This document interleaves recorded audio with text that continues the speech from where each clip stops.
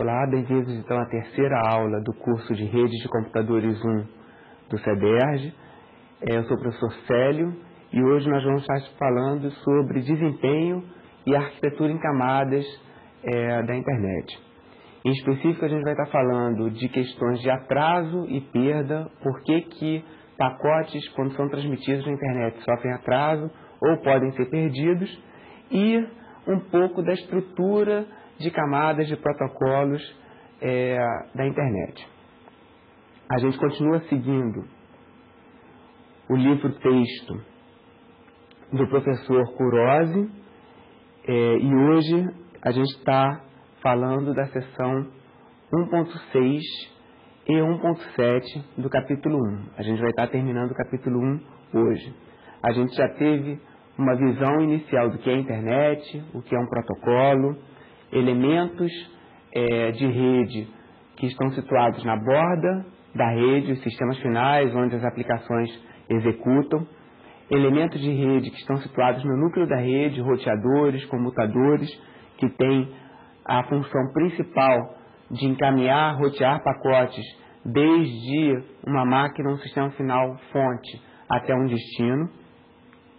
Vimos um pouco sobre a estrutura da internet em termos de ISPs, como eles são organizados, e um pouco das redes de acesso, redes cabeadas, falamos de fibra ótica, falamos de TV a cabo e redes de TV a cabo que são usadas para transmissão de dados, falamos de ADSL, conexão de escada. Cada um desses meios físicos tem características diferentes e essas características têm um impacto no desempenho das aplicações. E o desempenho, em geral, é medido pelo atraso, pelo tempo de resposta que um pacote sofre na internet. Então, quando a gente está navegando e a gente deseja acessar uma determinada página de web, a gente espera receber aquela página num tempo razoável. Então, esse tempo de resposta é um dos fatores principais na análise de desempenho de uma rede. Além disso, esse desempenho pode ter um impacto bastante negativo se houver perdas de pacotes durante a transferência dos dados. Então, numa determinada página que tenha vários objetos, imagens, muitas vezes a gente nota que parte da página web é recebida rapidamente e depois ela para e a gente fica esperando por um determinado objeto, uma figura. Isso porque podem acontecer perdas na internet pelo fato de ser uma rede de comutação de pacotes. E hoje a gente vai então estar analisando um pouquinho essa questão de atraso e perda. Quais são os componentes do atraso numa comunicação e por que ocorrem as perdas. Bom, como falei, é uma rede de comutação de pacotes e no início desse capítulo a gente viu que as redes de dados, de comunicações, elas podem ser ou redes de comutação de circuitos, como é a rede de telefonia, ou redes de comutação de pacotes. Na rede de comutação de circuito, é estabelecido um circuito que funciona como se fosse um fio, um canal dedicado, não existe possibilidade de congestionamento, não existe perda de pacotes, os pacotes chegam sempre em ordem.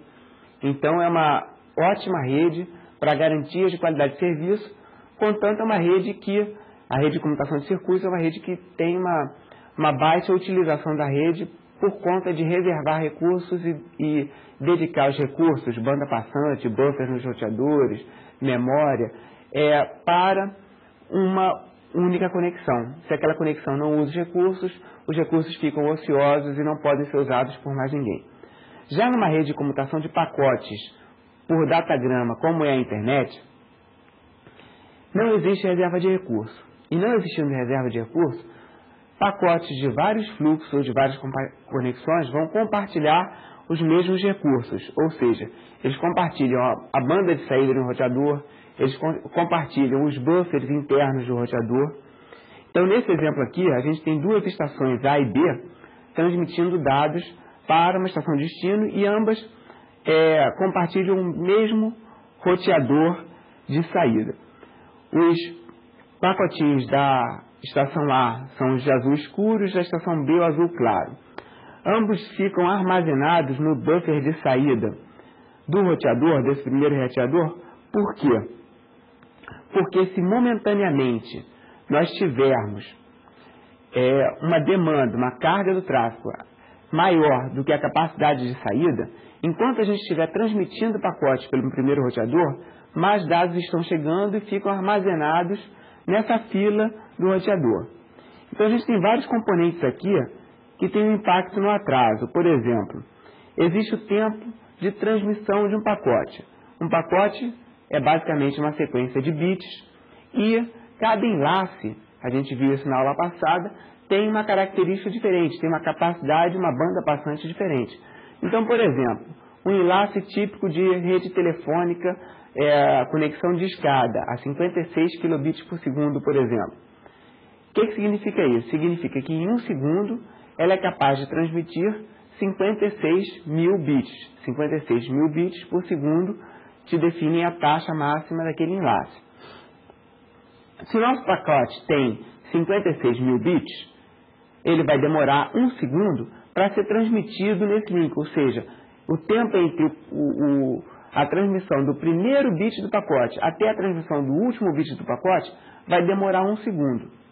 Então esse primeiro atraso, esse primeiro fator no atraso de comunicação é o atraso de transmissão. É o tempo que leva para transmitir um pacote num determinado enlace ou meio de comunicação, canal de comunicação.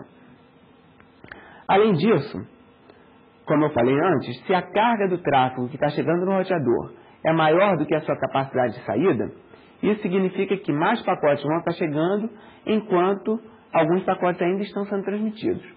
Como está chegando mais pacotes do que a capacidade de saída do link momentaneamente, esses pacotes excedentes eles são enfileirados, armazenados nesse buffer de saída e esperam pela sua vez para serem transmitidos. Então eu transmito o pacote 1, depois eu passo para o pacote 2, depois para o pacote 3. Então enquanto o pacote 1 está sendo transmitido, o 2 e o 3 esperam nessa fila do roteador. E esse tempo de espera é um outro atraso, é o atraso de enfileiramento. E esse atraso vai depender do nível de congestionamento da rede. A gente vai ver mais um pouquinho. Além disso, o buffer no roteador é a memória do roteador. É uma memória finita, ela não é infinita. Então se essa carga de tráfego que está chegando no roteador, ela é maior do que a carga de saída por um tempo longo, essa fila de saída do roteador, ela vai crescer até que ela atinja um determinado valor, que é a capacidade de memória alocada para aquele buffer nesse roteador. Se não houver mais nenhum buffer livre no roteador, o próximo pacote que chegar, ele vai ser descartado, ele vai ser perdido. E com isso a gente tem a perda de um pacote. A gente vai ver mais em detalhes cada um desses componentes do atraso. E além disso existe um quarto atraso que nos está ilustrado aqui, que é o atraso de processamento do roteador. Ou seja, um roteador tipicamente tem várias interfaces de saída para rotear pacotes para uma determinada região ou para outra, para um determinado destino ou para outro. Então, na hora que o roteador recebe um pacote, ele tem que olhar qual é o endereço de destino e tem que decidir para que enlace de saída ele encaminha aquele pacote. E essa decisão leva tempo. Ele tem que, em geral, fazer uma busca numa tabela de encaminhamento de pacotes para descobrir por qual interface de saída ele deve encaminhar aquele pacote. Bom, então vamos ver os 4 componentes do atraso dos pacotes. O primeiro, então, é o que a gente já falou, é o processamento no nó, é o que a gente acabou de falar agora. Então, eu recebi um pacote, eu, normalmente, em várias versões de protocolos de rede, são verificados se os bits do pacote estão corretos. Então, existe, em geral, um campo que é adicionado por, muitas vezes, mais de uma camada de protocolos da internet, que vão verificar se um quadro Ethernet está correto, se um pacote de rede está correto, se um segmento TCP está correto, através de campos de redundância que verificam se os bits que foram enviados são exatamente os que estão sendo recebidos. Essa redundância é, em geral, chamada de checksum. É o cheque para ver se os bits recebidos estão corretos. E isso leva um determinado tempo. É um atraso de processamento aí que eu tenho que verificar se o meu pacote está correto. Assumindo então que o pacote está correto, não tem erro no pacote, eu tenho que observar qual é o endereço de destino dele. Então vou ter que acessar uma tabela de encaminhamento que me indica por qual interface de saída eu posso chegar ao meu destino. E essa tabela de encaminhamento, ela é atualizada pelos algoritmos de roteamento que a gente vai estar estudando lá no capítulo 4, mas que são algoritmos que basicamente tentam descobrir qual é a melhor rota entre a fonte e o destino. E aí, descobrindo a melhor rota, eles atualizam a tabela de encaminhamento que fica na memória do computador, do roteador. O roteador, então, recebe um pacote, verifica se ele está correto, estando correto, pega o endereço de destino, vai na tabela de encaminhamento, observa qual é a interface de saída que ele deve encaminhar aquele pacote para que o pacote chegue no destino correto. Um segundo componente no atraso é o enfileiramento. Como eu falei, se a demanda for maior do que a capacidade de transmissão, a capacidade de saída do roteador, vai haver congestionamento. Os pacotes vão ficar acumulados na interface de saída, no buffer de saída do roteador, e vão ter que esperar pela sua vez para serem transmitidos no enlace para o próximo roteador no caminho até o destino. E esse tempo que eles ficam enfileirados aumenta, faz com que o atraso total percebido pelo usuário aumente. Então a gente tem um atraso de processamento menor, atraso de enfileiramento de pacotes quando existe congestionamento.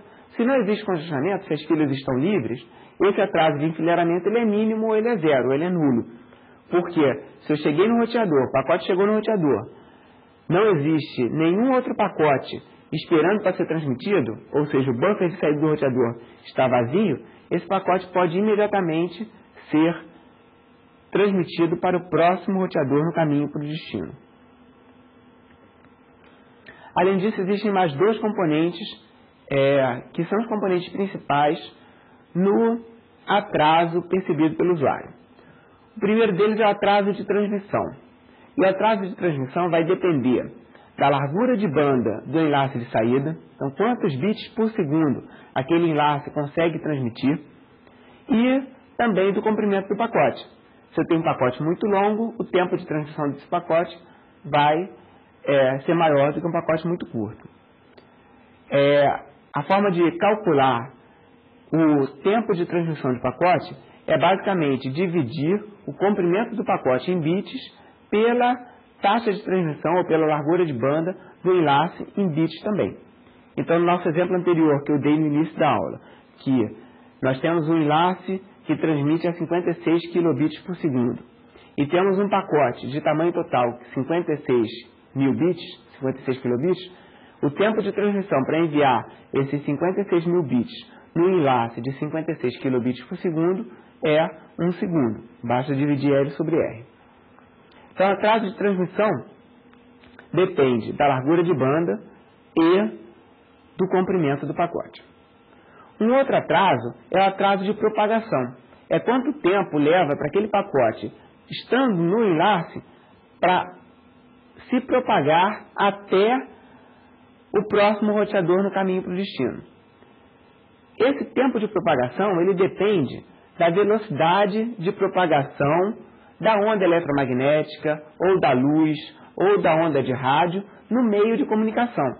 Então, por exemplo, 2 vezes 10 elevado a 8 metros por segundo é a velocidade típica de uma onda eletromagnética no cobre.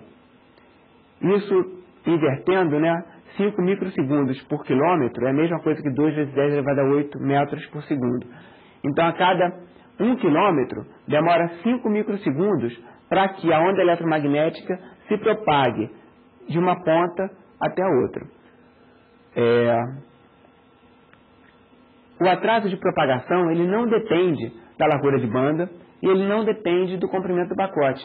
Ele depende apenas da distância entre dois roteadores ou entre dois sistemas finais e da velocidade de propagação no meio. Então, por exemplo, nessa figura aqui, nós temos dois roteadores. se os dois roteadores estiverem espaçados por 50 km. E nós temos que a velocidade de propagação de um bit de uma onda eletromagnética nesse canal é de 5 microsegundos por quilômetro. Se a distância é 50 km vezes 5 microsegundos, eu tenho 250 microsegundos para conseguir propagar um bit desde o primeiro roteador até o último roteador, considerando que eles estejam espaçados por exemplo, 50 km. Então, isso é só para ficar claro que velocidade de propagação no meio é completamente diferente de taxa de transmissão do enlace. Então, eu posso ter o mesmo meio de comunicação, o cobre. A velocidade de propagação de uma onda eletromagnética no cobre é 5 microsegundos por quilômetro, ou 2 vezes 10 elevado a 8 metros por segundo. E a taxa de transmissão pode variar. Pode ser 1 megabit por segundo, 56 kilobits por segundo, 1 gigabit por segundo. Não tem nada a ver com a velocidade de propagação da onda no meio. Tá? Onda eletromagnética ou da luz, se for no caso de uma fibra ótica. Então, com isso a gente viu os 4 componentes principais: atraso de processamento, atraso de enfileiramento, atraso de transmissão e atraso de propagação. Para ficar claro que o atraso de propagação é completamente diferente do atraso de transmissão, vamos fazer uma analogia com carros chegando num determinado pedágio e nessa rodovia, a cada 100 km tem um novo pedágio. Cada carro está modelando aqui um bit do nosso pacote. Tá? Os carros se propagam a 100 km por hora. Essa é a velocidade de propagação. É como a onda eletromagnética se propaga num determinado meio. Agora, vamos dizer que para que um carro consiga cruzar um determinado pedágio, ele demore, por exemplo, 12 segundos. Se eu tenho um pacote, ou uma caravana de 10 carros, equivalente a um pacote de 10 bits, e se cada pacote leva 12 segundos para ser transmitido, ou seja, o tempo de transmissão de um pacote, ou o tempo de processamento, de transmissão desse carro por esse pedágio é de 12 segundos, eu vou levar então 120 segundos, porque eu tenho 10 carros, cada carro leva 12 segundos, 120 segundos, para que a minha caravana, o meu pacote inteiro, seja transmitido por essa rodovia. Depois disso, ele vai se propagar. Se eu levo 1 hora para que o último carro, que passou pelo pedágio, ele vai levar, andando a uma velocidade de 100 km por hora, ou seja, se propagando a 100 km por hora, para percorrer uma distância de 100 km, ele vai levar 1 hora. Então, o tempo total que essa caravana vai levar, que o último bit, que o último carro vai levar para passar pelo primeiro pedágio, percorrer os 100 km e chegar no segundo pedágio, vão ser os 120 segundos para transmitir, mais a 1 hora para se propagar pelos 100 km de distância entre os dois pedágios. Então, o tempo total é 1 hora mais 120 segundos, total de 62 minutos. Se a gente, então, alterar um pouco a velocidade dos carros, então agora o carro se propaga, para ter uma velocidade de 1000 km por hora e não de 100. Então agora eu vou percorrer 100 km em 1/10 de hora, 6 minutos. E se o pedágio agora leva, em vez de levar 12 segundos, leva 1 minuto para transmitir um carro. Então o tempo de transmissão seja 1 minuto. Então os meus 10 carros vão levar 10 minutos. Só que no 7º pacote, o 6º pacote, ele já levou 6 minutos, Só que o próximo pacote, o 7º pacote, ainda vai estar sendo transmitido quando, depois de 6 minutos, o 6º carro já está chegando no 2º pacote, se ele tiver uma velocidade de 1000 km por hora. Então, no 7º minuto, o primeiro carro já chegou no 2º pacote e o 7º carro ainda está sendo transmitido pelo primeiro pedágio. Então, é possível, numa rede de telecomunicações também, de a gente ter um bit, o primeiro bit de um pacote chegando no roteador, no próximo roteador, no caminho para o destino, antes do último bit daquele pacote ter sido transmitido. Então, é muito comum que alguns roteadores ainda estejam transmitindo um pacote quando o primeiro bit já se propagou e já chegou no próximo salto, no próximo roteador no caminho para o destino.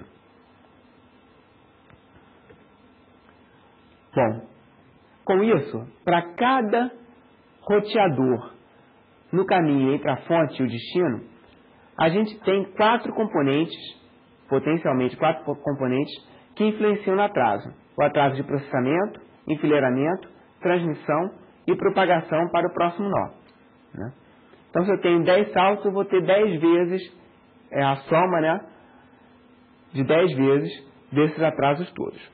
Lembrando que o atraso de transmissão depende basicamente do comprimento do pacote e da taxa de transmissão no canal, e que o atraso de propagação depende basicamente da distância entre dois nós e da velocidade de propagação da onda eletromagnética no meio de comunicação. Em geral, o atraso de processamento ele é praticamente desprezível, é da ordem de pouquíssimos microsegundos ou menos. O atraso de enfileiramento ele pode ser significativo, porque vai depender do tamanho da fila do roteador e do nível de congestionamento da rede. Se a rede estiver bastante congestionada, as filas vão ser maiores e o atraso de enfileiramento vai ser maior. O atraso de transmissão depende basicamente do comprimento do pacote e da taxa de transmissão do canal. Então, para pacotes maiores, eu vou ter um atraso de transmissão maior. E também para links de maior velocidade, eu tenho um atraso de transmissão menor. E para links de menor velocidade, eu tenho um atraso de transmissão maior. Então, ele é inversamente proporcional à velocidade de transmissão no link. E, além disso, nós temos o atraso de propagação, que depende basicamente da distância entre dois nós da rede. Esse atraso pode ou não ser significativo. Numa rede local, ele é um atraso bastante curto, mas numa rede de longa distância, numa rede metropolitana, numa rede intercontinental, ele pode ser da ordem de centenas de milissegundos. Ainda em relação ao atraso de enfileiramento, eu falei que ele depende do nível de congestionamento da rede. E vai depender também se a taxa de chegada de dados no roteador, ela excede a taxa de saída. Então, nós temos como taxa de saída R bits por segundo. E a carga do tráfego vai ser L, que é o comprimento do pacote em bits, vezes a taxa de chegada de pacotes no roteador, que é a A. LA dividido por R é a intensidade do tráfego.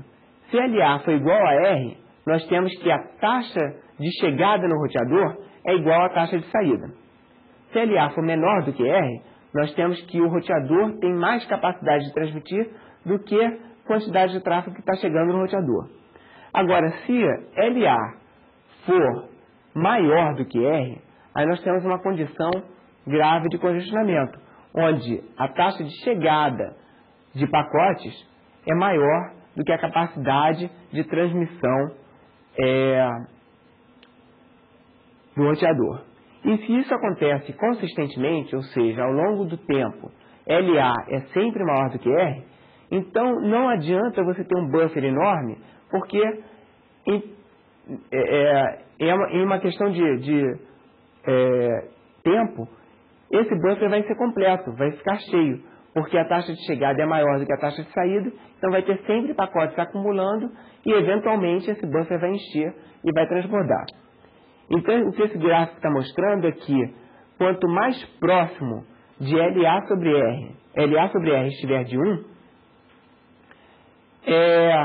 maior vai ser a fila no seu roteador, né? Se LA sobre R for menor do que 1, a fila é pequena. Se ela for tender a 0, a fila é pequena. Se ela for próxima de 1, a fila vai crescendo. Se ela ficar maior do que 1, aí a fila vai a infinito, porque não existe buffer suficiente para armazenar o tráfego excedente, porque o tráfego excedente é consistentemente maior do que a capacidade de transmissão do roteador, que é R bits por segundo. Bom, E na internet, quais são os valores típicos de atraso? A gente já tem o hábito de estar acessando várias páginas de web todo dia e a gente observa que algumas são mais lentas, outras são mais rápidas. A gente às vezes reclama do nosso provedor, mas a gente está vendo que nem sempre a culpa é do provedor. Muitas vezes a culpa vai ser do congestionamento na rede até o determinado destino que você está tentando acessar. Então, existem algumas ferramentas de medidas para se medir o atraso e a perda na rede. Isso você pode fazer na sua casa. Em geral, o próprio Windows já vem com essas ferramentas instaladas. No Windows, em vez de se chamar Traceroute, como está aqui, se chama TraceRT. E se você escrever TraceRT e um determinado destino, por exemplo, www.google.com, você vai percorrer, vai medir o atraso para cada roteador no meio do caminho até chegar ao destino. Então, o Traceroute, ele manda um pacote de controle até o primeiro roteador. E aí ele manda isso 3 vezes. E mede qual é o tempo de ida e volta, ou seja, qual é o tempo de resposta, tempo do pacote de controle ir e voltar. E ele mede qual é o tempo de resposta, que é uma medida chamada de RTT, Round Trip Time, tempo de ida e volta, para o primeiro roteador. Depois ele faz isso para o segundo roteador, depois faz isso para o terceiro roteador, até chegar no destino. E ele vai de roteador em roteador até chegar no destino. E com isso, é interessante a gente exercitar isso em casa, no laboratório, quando você tiver oportunidade, para você ter uma noção dos valores de atraso reais da internet. Quantos milissegundos é típico, quanto é normal. Então aqui a gente vai mostrar alguns exemplos. Nesse slide, a gente está fazendo Traceroute para uma determinada máquina chamada fantasia.eurocom.fr. Só que no meio do caminho, a gente vai ver que no primeiro salto, a gente vai passar por uma máquina chamada CS-GW, cujo endereço IP é 128.119.240.254. E a gente vê 3 medidas de atraso, 1 milissegundo, 1 milissegundo e 2 milissegundos. Esses valores que estão do lado do endereço do primeiro roteador são os tempos de ida e volta de cada probe, de cada teste que o Traceroute fez. Lembra que o Traceroute faz 3 medidas para cada roteador e depois ele passa para o próximo roteador. Então, o próximo roteador é esse border 1-RT e, novamente, ele tem 1 milissegundo, 1 milissegundo, 2 milissegundos. O próximo roteador já é CHT-VDNS e por aí vai, e ele tem como atraso 6 milissegundos, 5 milissegundos, 5 milissegundos. Então dá para ter uma noção média de qual é o tipo de atraso que a minha conexão está passando e também de qual é a rota que ela está tomando, né, até chegar no destino fantasia.eurocom.fr. A gente observa nas linhas 17 e 18 que tem 3 asteriscos. Asterisco, asterisco, asterisco. Na linha 18 também asterisco, asterisco, asterisco. Por que acontece isso? Isso acontece quando o roteador, no caso esse roteador 17 ou roteador 18, não envia nenhuma informação para o programa Traceroute. E aí ele não tem como medir qual é o atraso para aquele roteador específico, qual é o tempo de ida e volta para aquele roteador. Isso pode acontecer por vários motivos. Ou porque realmente a rota para aquele destino está quebrada e você não consegue chegar até aquele destino e aí por isso você não tem mais resposta.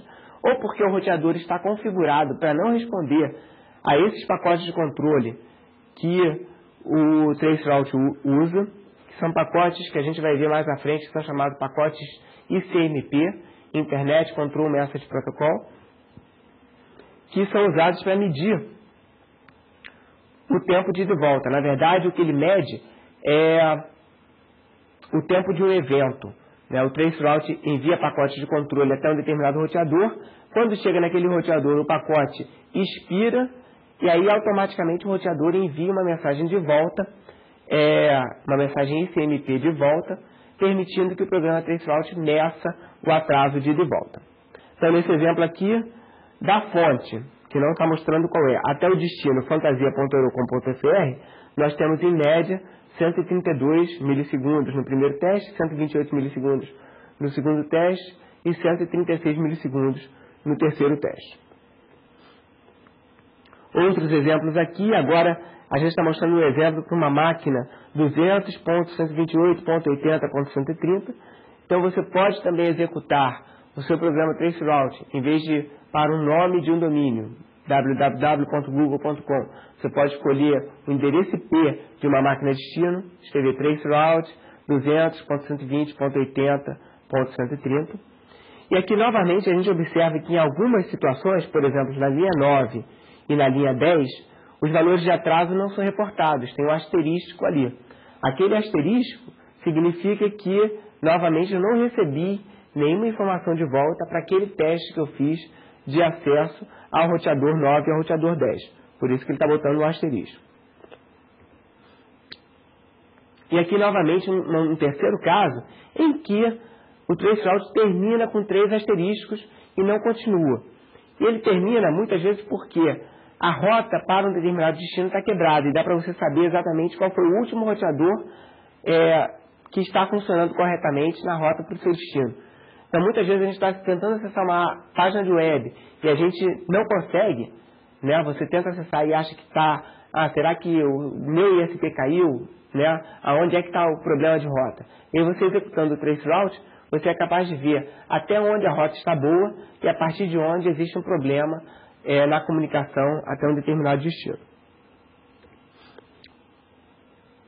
Bom, como eu falei antes, a perda de pacotes vai acontecer sempre que a rede estiver congestionada, ou seja, sempre que a demanda do tráfego for maior que a capacidade da rede de transmissão.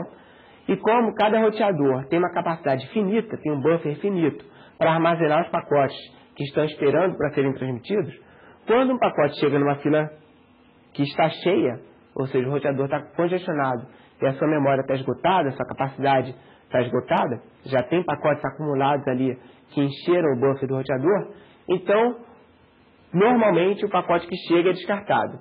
Existem algumas outras políticas de descarte que podem descartar aleatoriamente o pacote na fila, podem descartar pacotes com prioridade, mas em geral a política mais usada para descarte de pacotes quando você tem congestionamento é o último pacote que chega é descartado. Esse pacote que é descartado, ele pode ser retransmitido pelo enlace anterior ou pode ser retransmitido pelo sistema de origem, né, inicial, pela fonte, ou pode não ser retransmitido, vai depender da aplicação. Algumas aplicações não retransmitem pacotes, por exemplo, aplicações de áudio, de vídeo, não tem tempo para ficar retransmitindo pacotes, porque quando tem uma perda e eu estou assistindo áudio e vídeo em tempo real, eu estou falando com alguém, eu parar para ficar retransmitido, talvez o tempo de retransmissão de pacote seja muito tarde, eu já tenho que exibir o meu vídeo ou o áudio antes do tempo do pacote que é retransmitido chegar.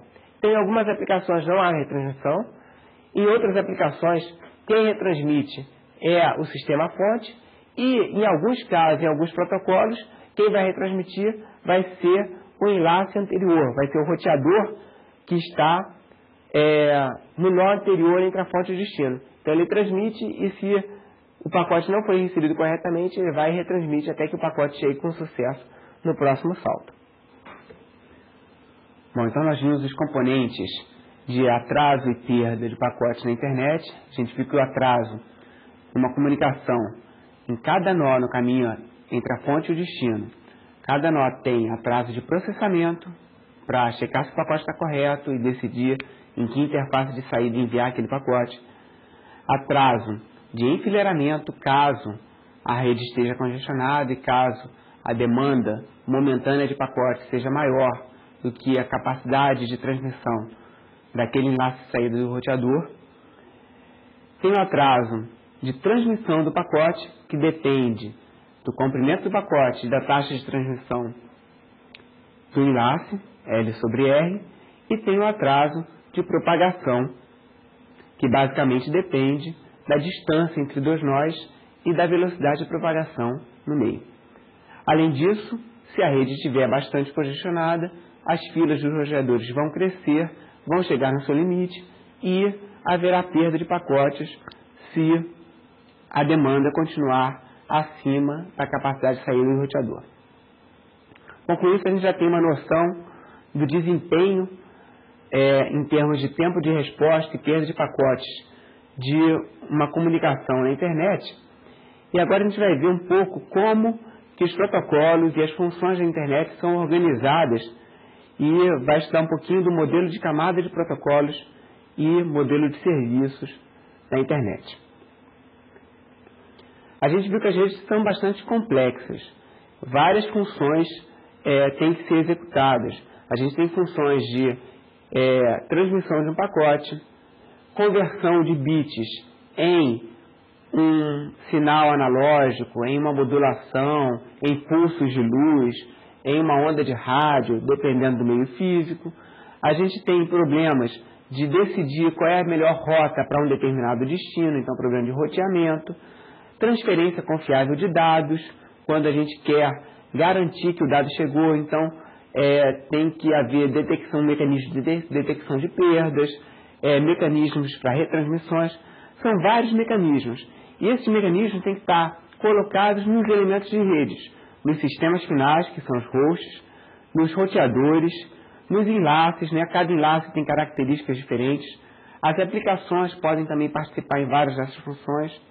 Existem diversos protocolos em cada camada, e existem algumas funções que são executadas por hardware e por software. Então a pergunta é, como é que a gente vai organizar toda essa funcionalidade, todas essas tarefas, numa estrutura de rede? O modelo que é seguido, ele vai tentar usar uma estratégia de dividir para conquistar. Então, dividir as funções em camadas específicas, módulos responsáveis por cada função, para que a comunicação possa ser feita. Então, fazendo uma analogia com, por exemplo, um sistema de viagens aéreas. A gente tem um órgão, uma entidade que é responsável pelas passagens, pela compra da passagem, pela troca de passagens, por você agendar suas passagens e por aí vai. Aí você chega no aeroporto, tem o primeiro setor que é responsável pelo check-in, checar a sua identidade, colocar as malas e por aí vai. Depois tem um outro setor que é responsável pelo embarque, na hora que você vai entrar.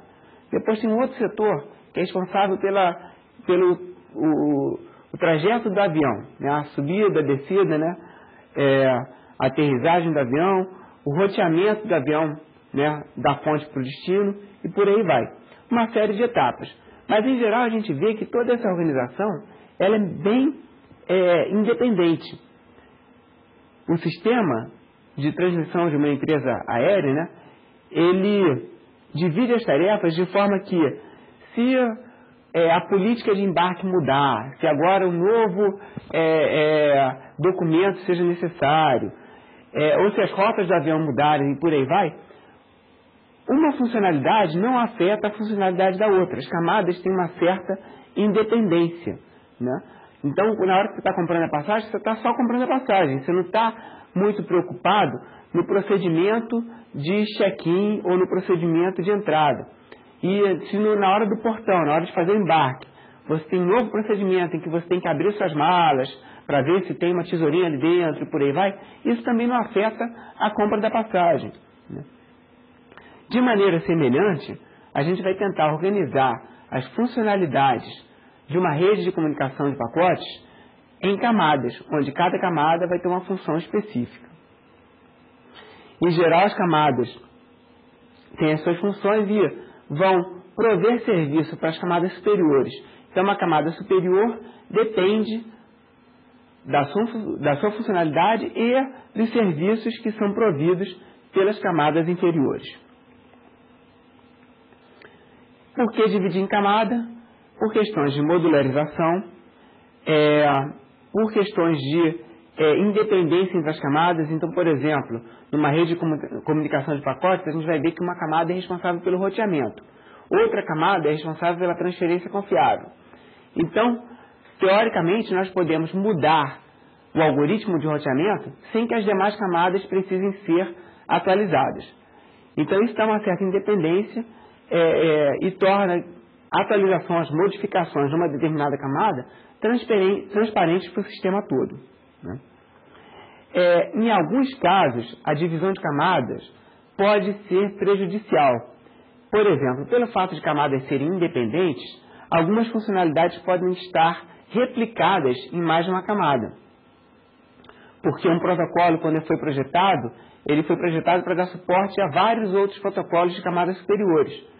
Então, funcionalidades como, por exemplo, checar se um pacote, um quadro ou um segmento está correto, é em geral uma funcionalidade que é replicada na camada de enlace, na camada de rede, na camada de transporte de um modelo de comunicação. A mesma função. É óbvio que elas têm objetivos diferentes, mas é uma mesma funcionalidade replicada. Um outro problema é quando uma determinada camada quer executar uma função cuja informação ela não tem em si, mas teria acessando a informação de uma outra camada. Então, nesse caso, as camadas não se tornam independentes. Uma camada torna-se dependente da outra. E aí você já viola a independência entre as camadas, né?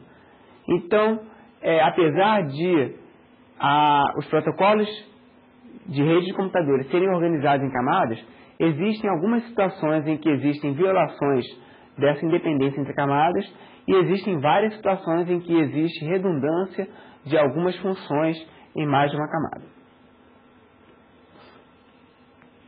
Bom, então nós sabemos que agora os protocolos da internet estão divididos em camadas e a pilha de protocolos de internet consiste de 5 camadas. Camada de aplicação, transporte, rede, enlace e física. A camada de aplicação é a camada que vai dar suporte às aplicações de rede. Por exemplo, para transferência de arquivo, para envio de e-mails, para navegação web. A camada de transporte, ela está preocupada com a transferência de dados fim a fim, ou seja, de sistema final até sistema final. Ela não quer saber se houve um errinho no meio do caminho. Ela quer saber se o pacote que foi recebido no último sistema, no destino, é o pacote que a fonte enviou, né? Então, ela vai estar preocupada basicamente com a transferência de dados fim a fim. E os principais protocolos são o TCP e o UDP. O TCP para transferência confiável e o UDP para uma transferência mais rápida. A camada de rede é a camada que está preocupada com o roteamento e encaminhamento de pacotes entre uma fonte e um destino. E o principal protocolo que a gente usa vai ser o protocolo IP, que na verdade é um protocolo apenas de encapsulamento do pacote, de formatar o pacote num determinado padrão. E, além disso, nós temos protocolos de roteamento que vão estar atualizando as tabelas de encaminhamento dos roteadores. Os protocolos de roteamento mais comuns são o RIP e o OSPF, usados dentro de um sistema autônomo, e o BGP, usado entre sistemas autônomos.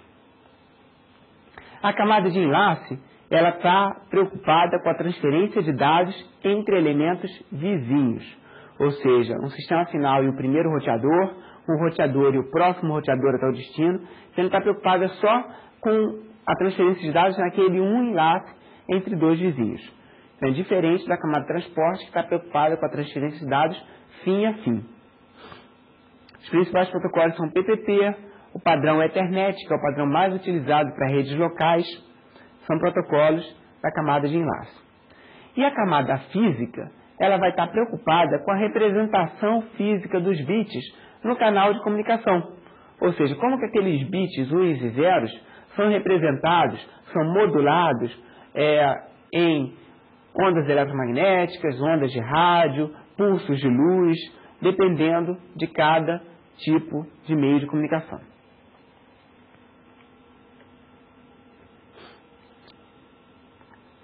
Cada camada, então, ela é distribuída entre os diversos elementos de rede. Os sistemas finais têm que implementar algumas camadas e os roteadores no núcleo da rede também têm que implementar algumas camadas. Então, por exemplo, nessa figura aqui a gente tem 4 sistemas finais e cada sistema final implementa todas as camadas, desde a camada física até a camada aplicação. Já os roteadores no núcleo da rede, eles estão basicamente preocupados em rotear e encaminhar pacotes para o destino. Então, eles vão estar implementando basicamente as camadas física, enlace e rede. Então, quando uma aplicação transmite dados entre dois sistemas finais, a camada transporte vai ser a camada que vai estar responsável por verificar se os dados foram recebidos de maneira correta fim a fim. Então, aqui a gente está vendo nesse exemplo que os dados passam pelo primeiro sistema final, a camada transporte envia os dados até o destino recebe os dados e envia um pacote de ACK. ACK significa Acknowledgement, é uma contração, né? Uma abreviação de Acknowledgement. E Acknowledgement significa reconhecimento positivo, indicando que o dado foi recebido corretamente pelo destino. Então, principal função da camada transporte, verificar a transferência de dados fim a fim. Então, ela recebe o dado da aplicação, adiciona informação para verificar o erro, no caso adiciona um checksum no pacote para verificar, para que o destino possa verificar se houve erro, transmite para a camada de rede, a camada de rede vai transmitir para a de enlace, e por aí vai até chegar na camada física, que vai passar por cada roteador até chegar no destino. Quando chegar no destino, a camada de transporte vai receber aquele dado, vai checar o campo de checksum do cabeçalho do pacote, estando correto, vai gerar um pacote de ACK, de Acknowledgement, de reconhecimento positivo de que aquele pacote foi recebido corretamente, e aí sim o sistema fonte de origem recebe aquele ACK e entende que o pacote foi transmitido corretamente. Então, isso é um exemplo, esse protocolo que exige que tenha um ACK, né, que exige uma transferência confiável, por exemplo, usado em aplicações de correio eletrônico, de transferência de arquivos, ou seja, aplicações que necessitem saber se todos os dados foram enviados corretamente. Algumas aplicações não precisam do ACK. O ACK é opcional. Vai depender do tipo de serviço, do modelo de serviço que a aplicação está escolhendo. Bom, então a gente mostrou a comunicação de dados partindo de um sistema final e chegando até o outro, mas na prática aquele dado ele vai passar pela camada de aplicação, passar pela camada de transporte, passar pela camada de rede, enlace e física. Em geral, cada camada vai adicionar um cabeçalho a esse dado para que possa ser processado. Então, por exemplo, a camada de transporte pode inserir um cabeçalho indicando números de porta e valor de checksum para aquele dado.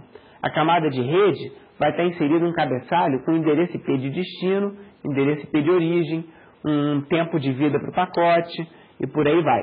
A camada de enlace pode inserir novamente cabeçalhos com endereço MAC de destino, que é o endereço de nível 2, endereço enlace de destino, checksum novamente.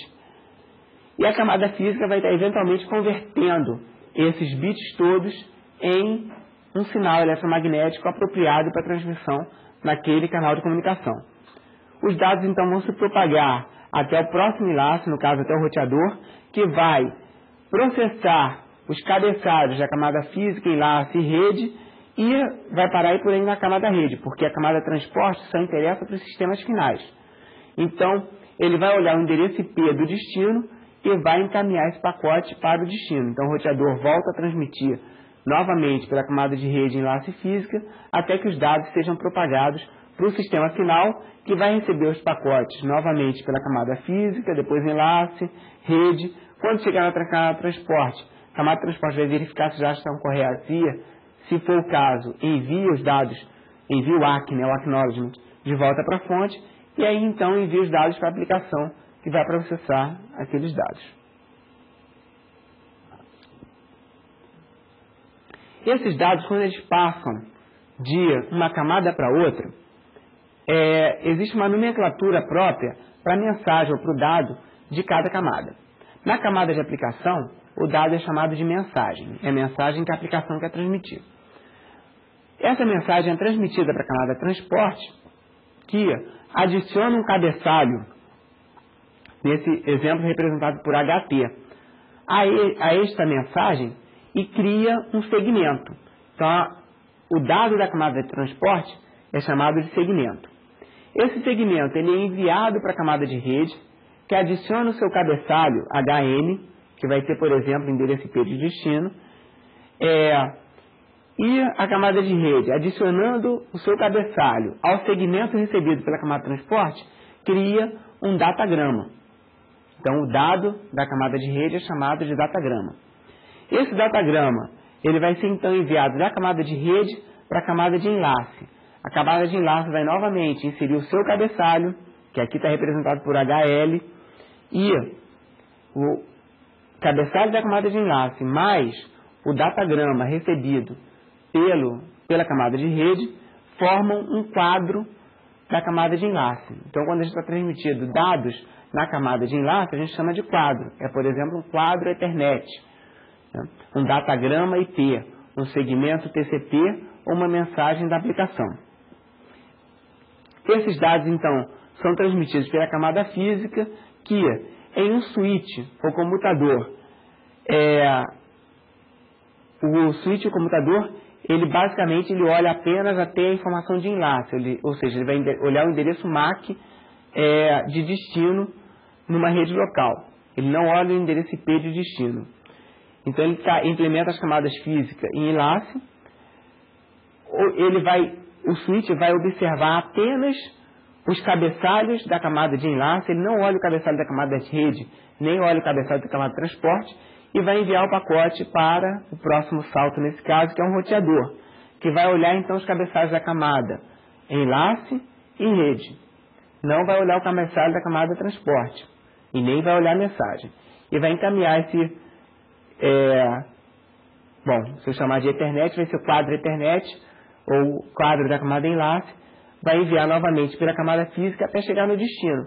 E o destino, sim, é que em cada camada vai estar observando o cabeçalho próprio de cada camada. Da enlace, vai observar o cabeçalho da camada enlace, retirar, processar, enviar para a camada de rede, que vai verificar, sou eu mesmo o destino, está tudo correto, retira o cabeçalho, cria um segmento, manda para a camada de transporte, que verifica se os dados estão corretos, recebe os dados, retira o cabeçalho e manda a mensagem da aplicação, e aí então a aplicação recebe os dados enviados pela origem.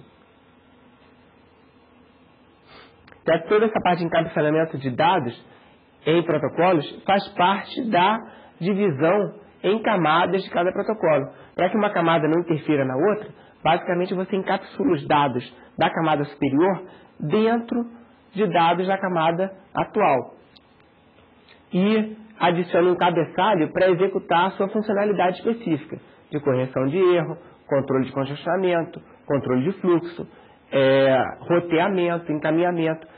Todas essas informações têm que estar no cabeçalho específico de cada camada. Bom, e com isso a gente conclui o primeiro capítulo do livro. A gente viu bastante coisa, basicamente tivemos uma visão geral de como a internet funciona, o que é um protocolo, quais são os elementos de rede, sistemas finais, roteadores, comutadores. Vimos as formas de transmissão em uma rede de comunicação de dados. Tem rede de comutação de circuitos, rede de comutação de pacotes. A rede de comutação de circuitos pode alocar circuitos através de uma técnica de multiplexação por divisão em frequência ou multiplexação por divisão no tempo. A técnica de comutação de pacotes pode ser uma rede do tipo datagrama, como é a rede IP, ou uma rede de circuitos virtuais. Vimos um pouco da estrutura da internet em termos de ISPs de maior escala e ISPs de menor escala. Vimos que numa comunicação entre uma fonte e um destino, os nossos dados vão passar por diversos ISPs. Aprendemos um pouco na aula de hoje sobre questões de desempenho, principalmente em relação a atraso e perda numa comunicação na rede. Vimos os 4 componentes do atraso de processamento, enfileiramento, transmissão e propagação. E vimos que quando a rede está congestionada, a rede pode sofrer perdas.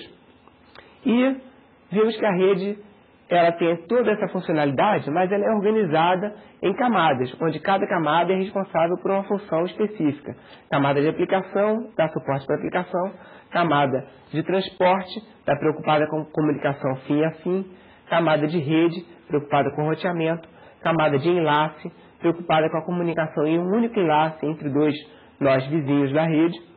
E a camada física, que é a camada que está preocupada em como representar esses bits, uns e zeros, em um sinal, uma onda eletromagnética própria para o canal de comunicação que está sendo usado.